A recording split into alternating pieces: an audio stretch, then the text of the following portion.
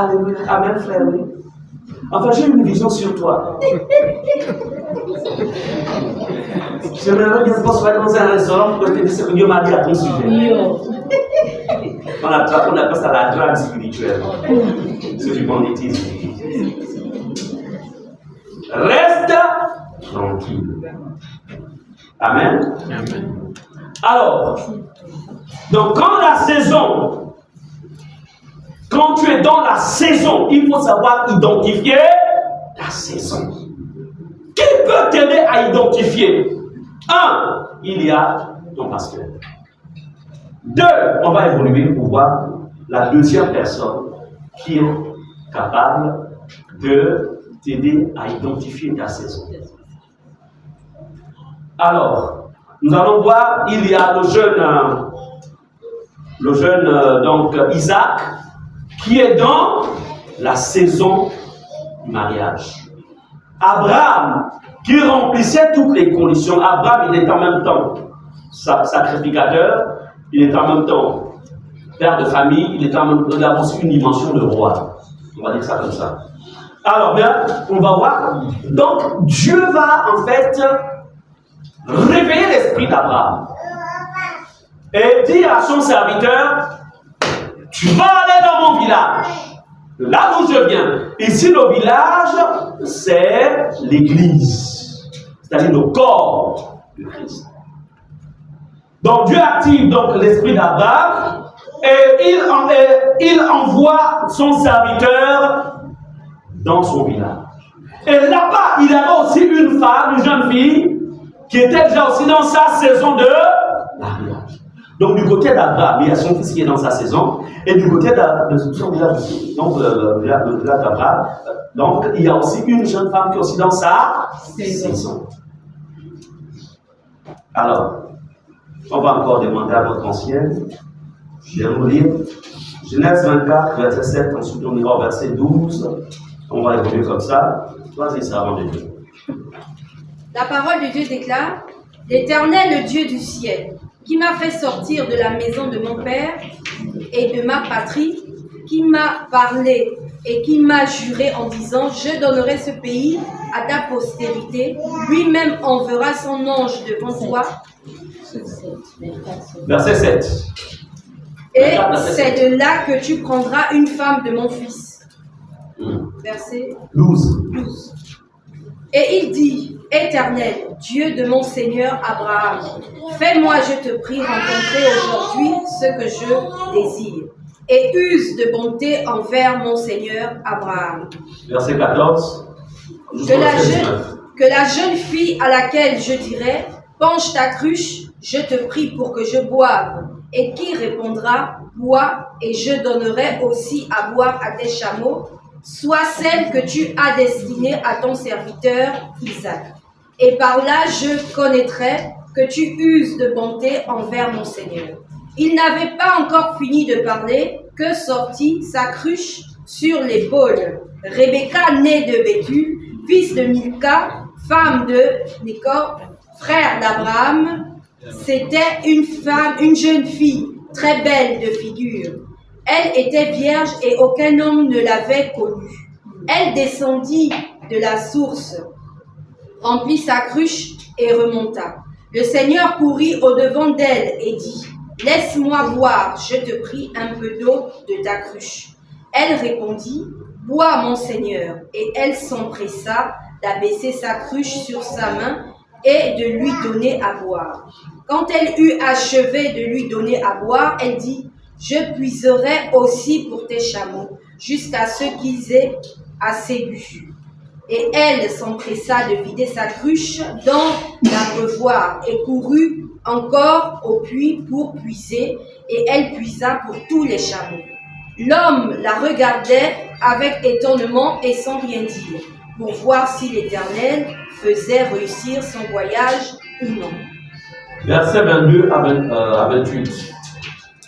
Quand les chameaux eurent fini de boire, l'homme prit un anneau d'or du poids d'un demi-cycle et 2 bracelets du poids de 10 cycles d'or, et il dit: De qui es-tu, fille? Dis-le-moi, je te prie.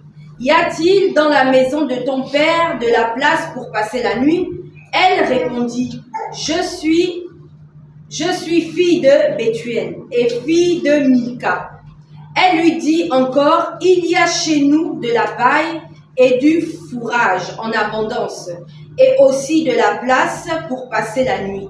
Alors l'homme s'inclina et se prosterna devant l'Éternel, en disant, béni soit l'Éternel, le Dieu de mon Seigneur Abraham, qui n'a pas renoncé à sa miséricorde et à sa fidélité envers mon Seigneur.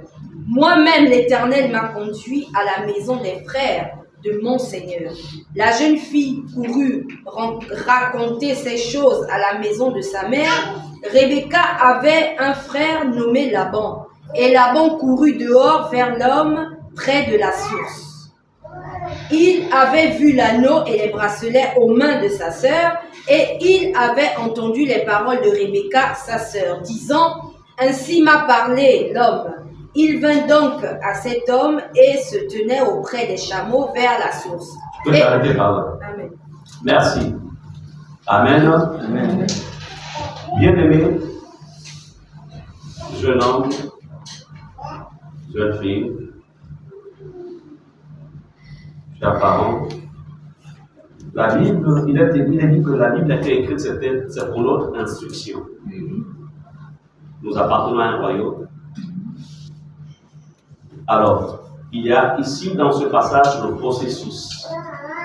Comment cette jeune femme, Rebecca, qui était dans sa saison, la saison de mariage, elle ne sait rien du tout. Mais dans le programme divin, elle était dans sa saison. Alors, tout est déjà activé dans le monde spirituel. N'oubliez jamais que le monde physique est géré par le monde spirituel. Ne l'oubliez jamais. Alors, Dieu dit à Abraham au verset 7 que lui-même, donc l'Éternel, enverra son ange devant toi. Déjà ici, on peut voir comment le monde spirituel est impliqué, en fait, dans la future rencontre. Ce sont encore les coupures, ça ne va pas nous empêcher de... On va d'abord attendre quelques minutes, le temps que le voilà. Hein? Maintenant, s'il commence à faire chaud, on pourra ouvrir. Alors, d'abord, on peut évoluer.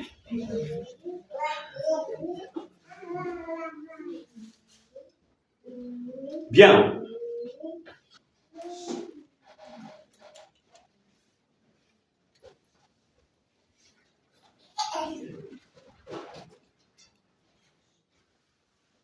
Ok.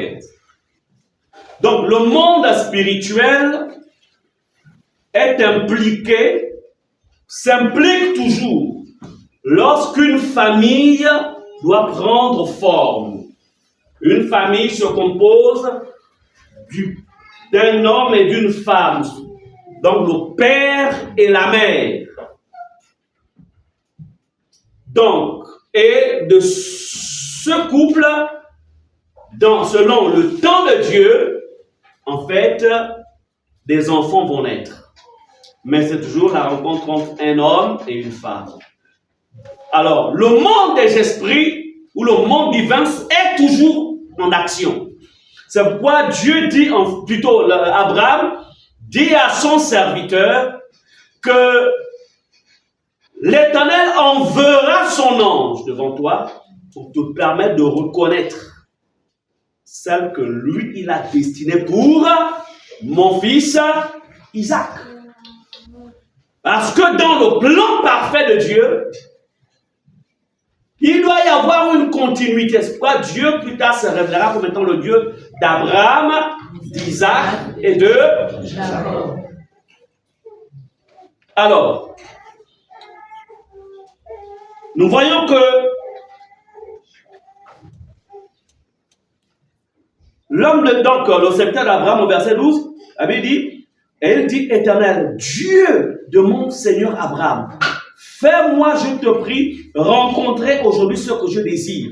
Donc, il s'est déjà déplacé et il s'est retrouvé donc déjà dans le village de son maître. On va dire, il se retrouve donc en présence du corps, le corps de Christ. Il y a certains théologiens, dans leur étude, ils diront, en fait, la personne de ce serviteur-là, c'est l'image du Saint-Esprit qui conduit et qui guide et qui choisit. Alors,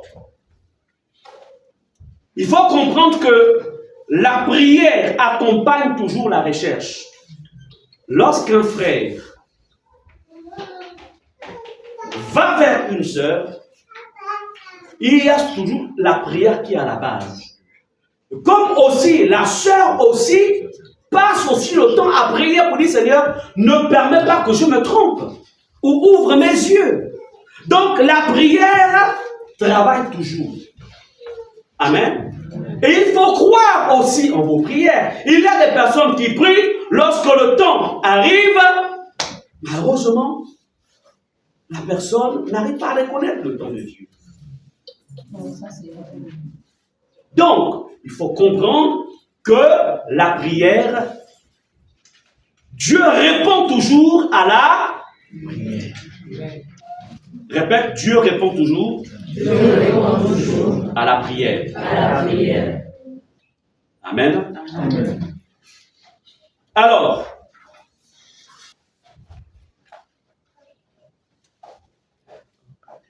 lorsque la rencontre va se faire, je pense qu'on peut déjà ouvrir. J'ai une veste. Alors, on peut ouvrir, oui, ouvrir la c'est bon, même derrière aussi là-bas, sécurité, pour que l'air circule.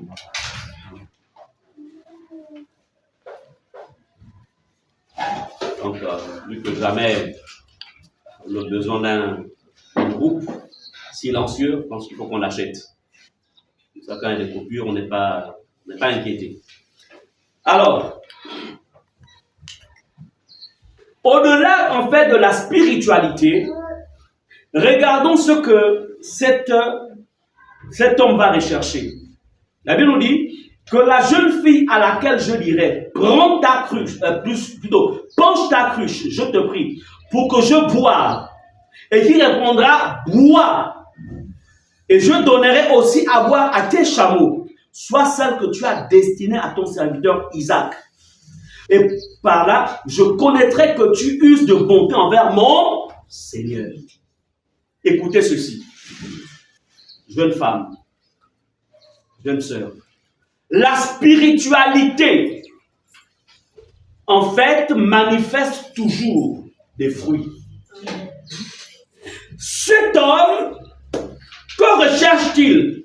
Il a recherché, en fait, pour identifier la femme de la destinée du fils de son maître.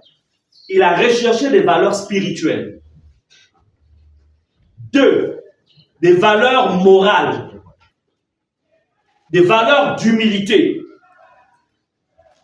Parce qu'il dit, la femme vers qui, la jeune fille qui répondra à ma demande, je ne connais personne, mais lorsqu'elle voudra, quand elle acceptera de me servir ou de me donner à boire, amen, ce sont des valeurs morales, des valeurs de service. Amen. Pas forcément les corps, pas seulement ça. Tu passerais à côté de ta destinée si tu n'as pas de valeurs d'humilité, de valeurs de sainteté, de valeurs du service. C'est très important. Amen.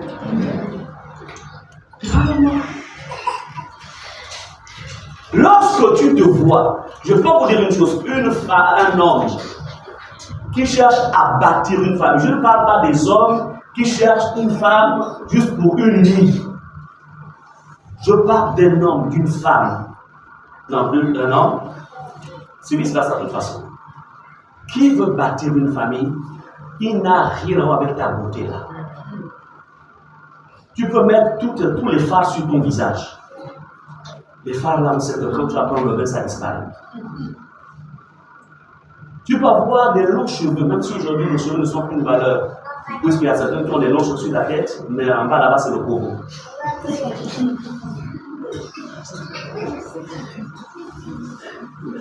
Donc, ce ne sont pas d'abord ce côté-là. Quelles sont les valeurs que tu as conservées, les valeurs que tes parents t'ont données quand tu étais enfant? On t'a inculqué les valeurs d'une femme. Qu'est-ce que tu as conservé? Qu'est-ce que tu as gardé? Amen. Ici, c'est ce qu'ils recherchent. Même aussi l'homme aussi doit avoir des valeurs. Il n'y a pas que la femme. Une femme sérieuse. Une femme qui cherche à bâtir un foyer stable. Il ne va pas reçu ton gros français. Ni même tes diplômes. Parce que ce ne sont pas les diplômes qui rendent une femme heureuse au foyer. Il va rechercher les valeurs de l'homme. Un homme qui peut la mettre, qui peut garantir sa sécurité. La première chose qu'une femme recherche, c'est la sécurité. La sécurité contre qui compte les brigands au dehors. C'est pas que la femme sort, elle t'appelle sur le rentre, m'attaque. Oui, mais je te demande de rentrer à 19h, toi tu rentres à 21h. On t'attaque d'abord là-bas. C'est pas un homme comme ça.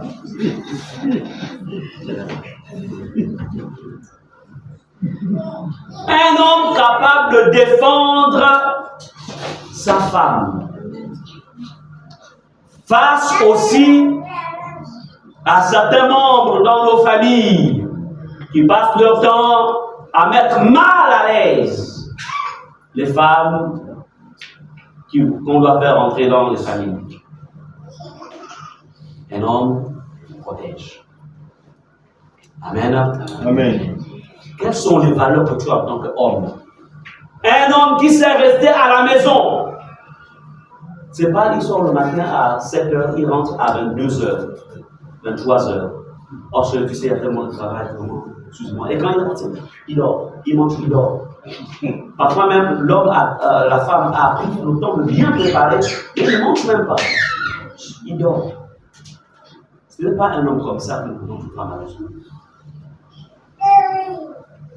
Amen. Amen. Les valeurs. Quelles sont les valeurs, jeune homme, que tu es en train de développer? Des valeurs de propriété. C'est pas parce que tu es célibataire que ton petit studio est sale, si tu en as encore un. Sale. Quand on rentre chez toi, le soir en Christ, il faut espionner. Un frère te demande la main, tu envoies quelqu'un. Va rentrer dans sa chambre, regarde comment ça se passe là-bas.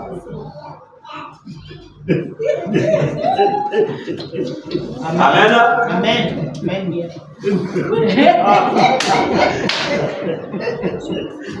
Parce qu'il y a des frères qui pensent que quand ils vont se marier, c'est la femme qui fera tout. Mais non, la femme ne fera pas. Un homme rentre dans le mariage avec des valeurs. Alléluia. Amen. On va peut-être un peu dévoiler parce que c'est un enseignement. Amen. On va respecter le protocole du temps aujourd'hui. Yes. Je dois vous enseigner. Est-ce qu'on est ensemble? Amen. Vous avez des hommes qui ne savent même pas préparer le riz. Même pas faire cuire une omelette. Quand il te fait l'omelette, ça brille à distance. Et le sel, hey my God. Tu vas aller où dans le mariage? Attends, quand ta femme sera enceinte, quand elle abordera les 9 mois, non, les 8 mois, qui va préparer? Tu vas aller pour lui faire manger, prendre la qui va retourner. Après, va s'attraper quoi? Quelle maladie on dit? Typhoïde. Il ne veut pas entretenir sa petite chambre. Il estime que quand il se mariera, la femme verra trop telle que la femme est une ménagère. Donc, tu épouses, tu comptes te marier marier pour avoir une ménagère à la maison. Mais tu passes à côté. Il faut espionner. Les toilettes là-bas, n'en parlons pas. Quand tu vois la couleur, quand la personne s'habille, tu dis, mais ça c'est le plus fort du monde. La propriété de quelqu'un, c'est pas sur les habits. Rentre dans sa vie. On voit que quand vous êtes dans le mode, on fait la chose. Rentre dans sa vie. Regarde. Le lit. Est-ce qu'il fait le lit avant, quand il sort de la chambre? Non, je n'ai pas le temps. Donc, du lundi au samedi, il n'y a pas le temps. Le lit toujours. Les hommes, jeunes hommes. C'est là où les mamans doivent. Amen. Amen. Les papas. Regarde. J'ai dit souvent à ma femme que tu sais, la différence entre moi, c'est que moi je ne peux pas porter les bébés. Le reste là, on est égaux.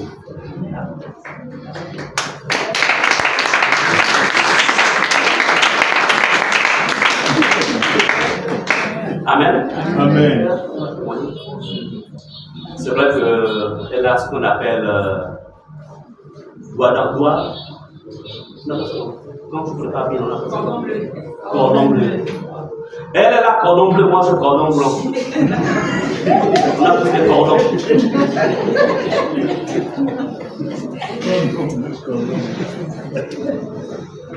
Mais c'est l'éducation que mes parents, amen, j'ai accepté, je ne me rébellais pas. Et aujourd'hui, ça sert dans le foyer. Amen. Amen. Amen. Quand elle ne peut pas préparer, moi je ne prépare. Et on mange. C'est Tu ne tout. dis pas, mais pourquoi tu n'as pas préparé? Vraiment. Je pense que tu vas repartir pendant un mois chez tes parents. Tu penses que tout ce que j'ai dépensé, c'est pour que je mange la boîte sardine? Non. Amen. Amen. Sœur, avant de dire oui, il ne faut pas suivre à l'église là. Il vient là, il sent le parfum, il sent le rond, c'est pas ça. Les blancs qui brillent.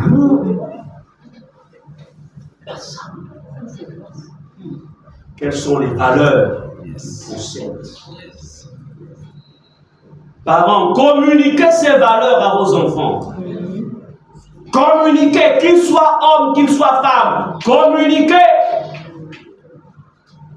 Amen. Amen. C'est un contrat entre elle et moi. Elle est là, quand je pose la question. Je vous ai de vous les cheveux. C'est moi qui fais la lessive. C'est-à-dire que je prends le linge, je mets dans la machine. C'est qui secret?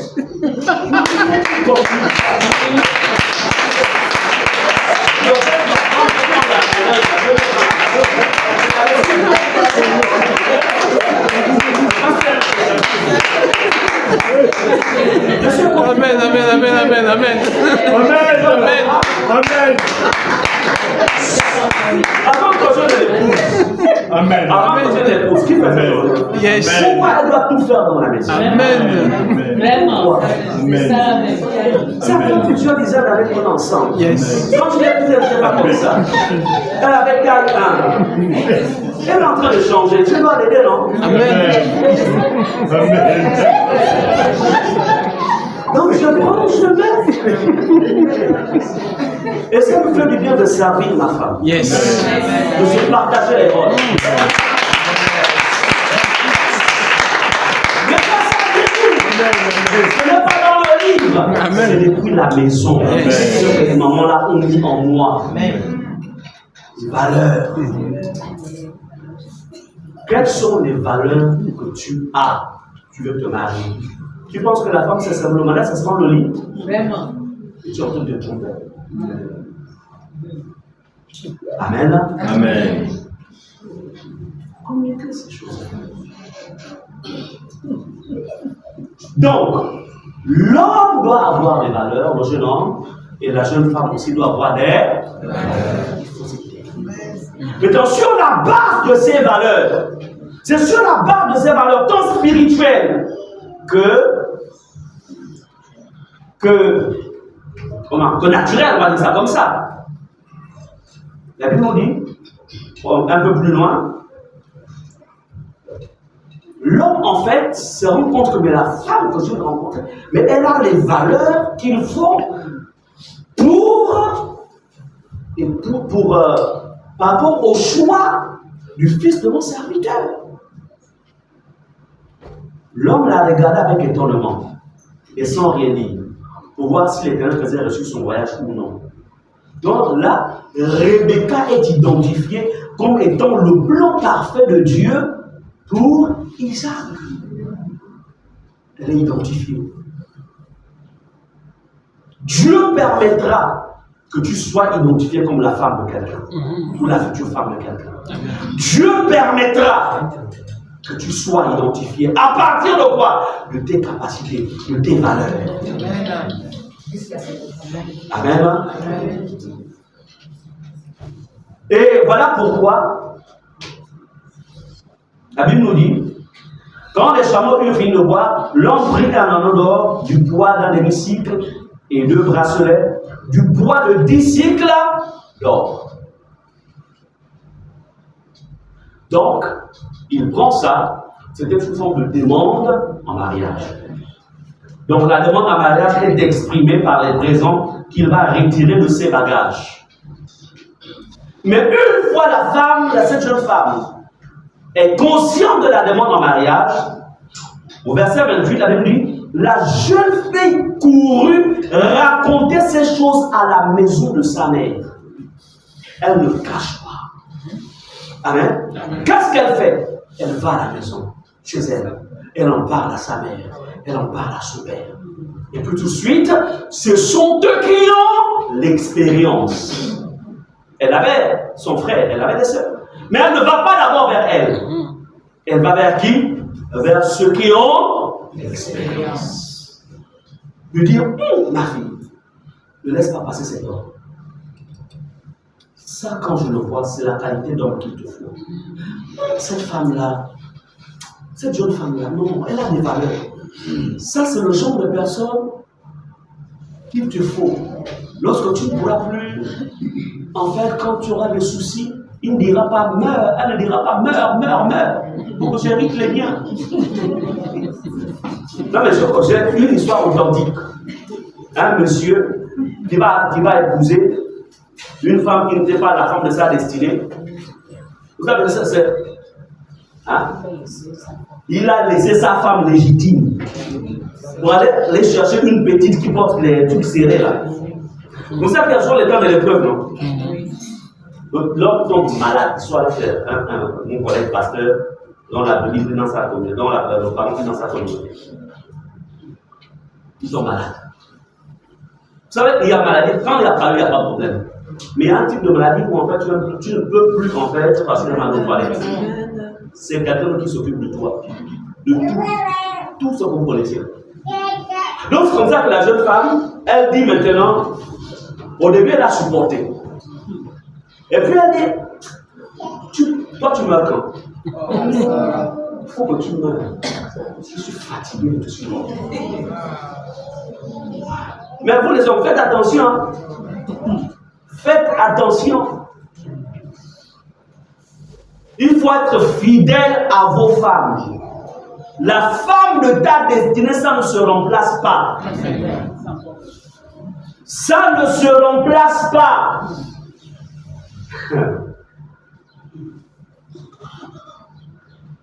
Amen. Amen. Donc, la jeune femme là, elle priait. Puisque ce n'était pas l'homme de sa destinée.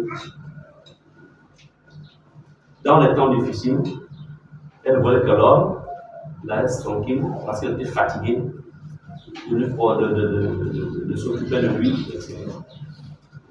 Donc, ici, la jeune femme va raconter à sa mère. Elles étaient plusieurs à la rivière. Mais elle ne va pas d'abord le dire à ses amis. Parce qu'en fait, si elle aurait dit à ses copines, elle aurait dit...